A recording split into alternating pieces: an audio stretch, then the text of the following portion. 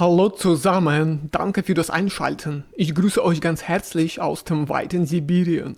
In diesem Video möchte ich euch einige Nachrichten aus Russland gerne vorstellen. Vielleicht findet ihr ein Interesse daran. Russland ist ein sehr großes Land und jede Woche passieren bei uns irgendwelche wichtige Ereignisse. Und auf meinem Kanal berichte ich ab und zu davon, für den Fall, wenn ihr wirklich ein Interesse für das Alltagsleben in Russland habt. Also bitte meinen Kanal abonnieren, wenn ihr das noch nicht gemacht habt. In meinen Videos erzähle ich über das Leben in Sibirien, wo ich momentan selbst lebe. Also bleibt bitte dran, los geht's. Migrantenkinder. In der Region Krasnojarsk ist eine hitzige Diskussion entbrannt. Die regionale Kinderbeauftragte Olga Miroschnikowa hat vorgeschlagen, Kinder von Migranten in zwei Kategorien einzuteilen. Auslöser dieser Initiative waren die Ergebnisse eines kürzlich durchgeführten Russischtests. Dabei stellte sich heraus, fast ein Drittel der ausländischen Kinder konnte die Aufgabe nicht bewältigen. Daraufhin wurde der Vorschlag laut, Kinder von Migranten und Kinder von Repatrianten voneinander zu trennen. Wie genau diese Trennung erfolgen soll, ist bisher unklar. Mögliches Kriterium könnte die Nationalität der Eltern sein. Ein Teil der Regionalabgeordneten reagierte kritisch und bezeichnete den Vorschlag als eine Form der Segregation. Sie warnten davor, dass eine solche Maßnahme die Spaltung in der Gesellschaft weiter vertiefen könnte. Zur Erinnerung: Der verpflichtende Sprachtest für Kinder von Migranten vor dem Eintritt in russische Schulen wurde im Jahr 2025 eingeführt. Die ersten Ergebnisse wurden im Frühling veröffentlicht. In Sankt Petersburg gab es damals einen bemerkenswerten Fall. Kein einziges ausländisches Kind bestand die Prüfung. Arbeit für Migranten. In der Region Nowosibirsk wurden die Regeln für Migranten deutlich verschärft.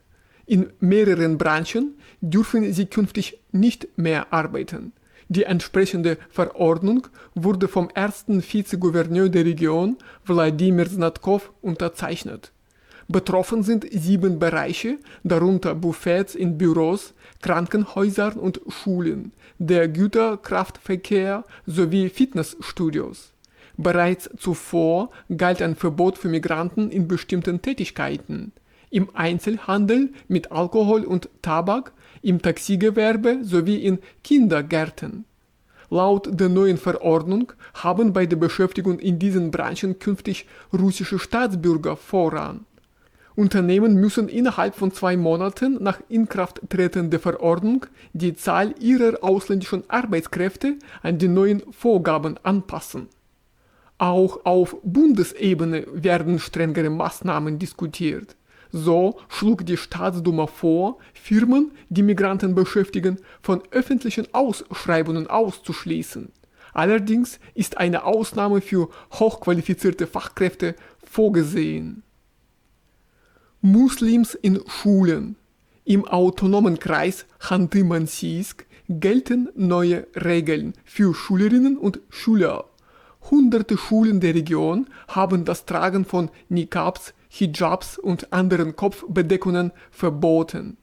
Wie das regionale Bildungs- und Wissenschaftsdepartement erklärte, haben 303 Schulen diese Entscheidung getroffen, unter Berücksichtigung der Meinungen von Elternräten und der Öffentlichkeit. Von nun an dürfen Schülerinnen und Schüler in den Schulgebäuden keine Kopfbedeckung mehr tragen, unabhängig davon, ob sie religiös begründet sind oder nicht.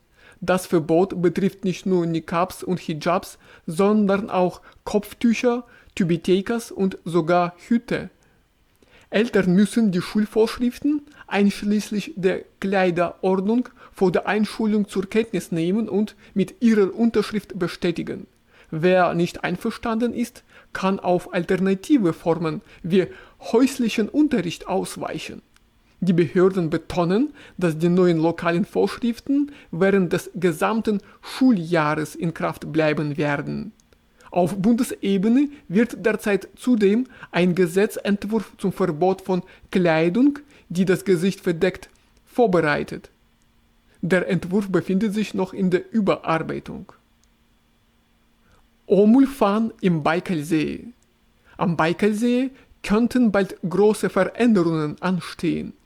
In bestimmten Zonen könnte der kommerzielle Fang des Baikal-Omuls in 2 Jahren wieder erlaubt werden. Das erklärte der Präsident der Republik Burjatien, Alexei Zdenov. Seinen Angaben zufolge erholt sich die Population dieses einzigartigen Fisches, eines endemischen Symbols des Baikalsees, nach Jahren des Fangverbots erfolgreich.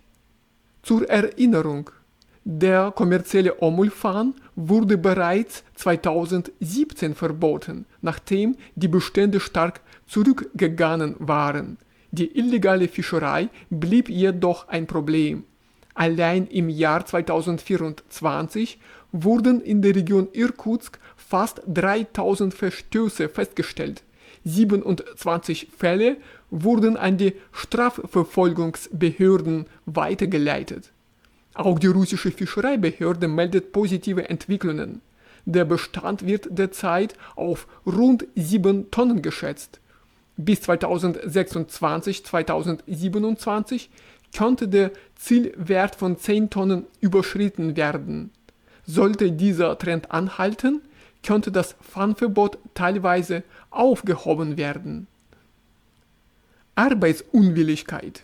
In Russland wurde ein aufsehenerregender Vorschlag gemacht: die Einführung eines Strafgesetzes gegen Arbeitsunwilligkeit. Der bekannte Kriegsberichterstatter Alexander Sladkov brachte die Idee in seinem Telegram-Kanal ins Spiel. Seiner Meinung nach sollten alle Bürger für das kostenlose Gesundheitssystem bezahlen. Er unterstützte den Vorschlag der Vorsitzenden des Föderationsrats, Valentina Matwijenko, arbeitsfähige, aber nicht arbeitende Menschen zu verpflichten, für die obligatorische Krankenversicherung aufzukommen. Ich bin für einen Paragraphen gegen Arbeitsunwilligkeit. Arbeiten und Steuern zahlen sollen alle, oder zumindest Steuern zahlen, erklärte Sladkov.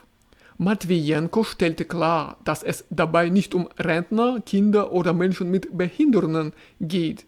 Ihre Initiative betrifft ausschließlich arbeitsfähige Bürger.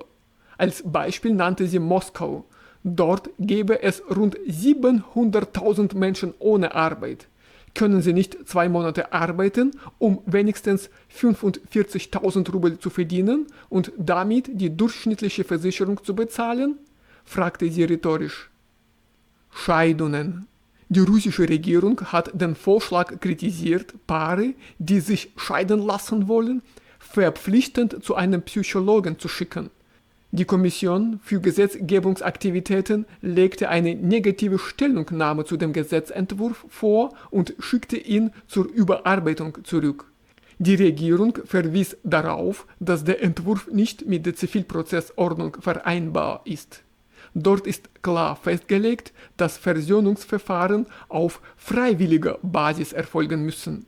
Zudem forderte die Kommission, die Fristen für eine mögliche Versöhnung der Ehepartner genauer zu regeln. Der Gesetzentwurf bedarf einer grundlegenden Überarbeitung, heißt es in dem Dokument.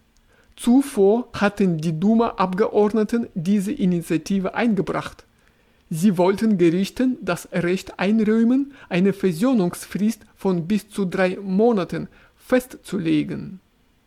Also, liebe Freunde, das war's von mir für heute. Danke für das Anschauen dieses Videos bis zum Ende. Hoffentlich waren die Nachrichten euch interessant.